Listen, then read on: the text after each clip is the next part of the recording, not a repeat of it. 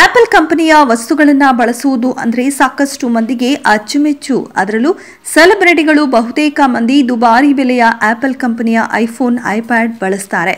ಅಮೆರಿಕಾದ ಈ ಶ್ರೀಮಂತ ಕಂಪನಿಯ ವಿರುದ್ಧ ಈಗ ಅನೇಕ ಸೆಲೆಬ್ರಿಟಿಗಳು ಅಸಮಾಧಾನ ವ್ಯಕ್ತಪಡಿಸುತ್ತಿದ್ದಾರೆ.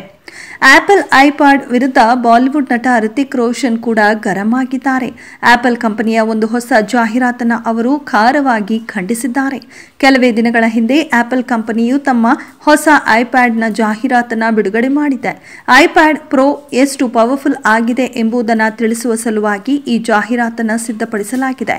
ಪುಸ್ತಕಗಳು, ಸಂಗೀತ ಸಾಧನಗಳು, ಟಿವಿ, ಗ್ರಾಮೋಫೋನ್, ಗೊಂಬೆ, ಪೇಂಟಿಂಗ್ಸ್, ಕಲಾಕೃತಿಗಳು, ಸ್ಪೀಕರ್, ಕ್ಯಾಮೆರಾ ಮುಂತಾದ ವಸ್ತುಗಳನ್ನು ದೊಡ್ಡ ಕ್ರಷರ್ ಮೂಲಕ ನಾಶಪಡಿಸುವ ದೃಶ್ಯ ಇದರಲ್ಲಿ ಇದೆ.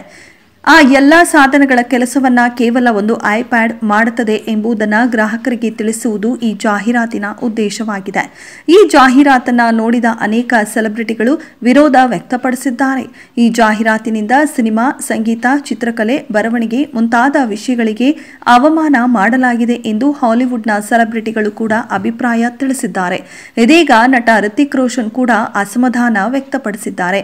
ಆಪಲ್ ಕಂಪನಿಯ ಈ ಹೊಸ ಜಾಹೀರಾತು ಎಷ್ಟು ಕಳಪೆ ಆಗಿದೆ ಮತ್ತು ಅಜ್ಞಾನದಿಂದ ಕೂಡಿದೆ ಎಂದು ರಿತಿಕ್ ರೋಷನ್ ಅವರು ಇನ್ಸ್ಟಾಗ್ರಾಮ್ ಸ್ಟೋರಿಯಲ್ಲಿ ಬರೆದುಕೊಂಡಿದ್ದಾರೆ. ಹಲವು ಕಲಾ ಪ್ರಕಾರಗಳಿಗೆ ಆಪಲ್ ಕಂಪನಿಯು ಈ ಜಾಹೀರಾತಿನ ಮೂಲಕ ಅವಮಾನ ಮಾಡಿದೆ ಎಂದು ನೆಟ್ಟಿಗರು ಆಕ್ರೋಶ ಹೊರಹಾಕಿದ್ದಾರೆ.